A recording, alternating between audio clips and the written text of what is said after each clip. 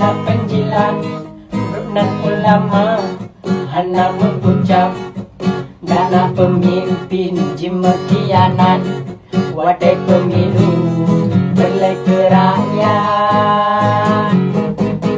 TNI rupah tanah dan padang, yang tanah waktu Masjid Baitur Rahman, kan injak ugat ke tempat goyang PJ Gubernur Haji Tujudam. Dalam sejarah kala berperang Iskandar Muda yang waktu tanahnya, masanya ilmu gaji gepitan, bandana waktu jemu selamat. Aju bangsa-bangsa kedenya mengapuati na. Tanya udah jam merantum lah ya.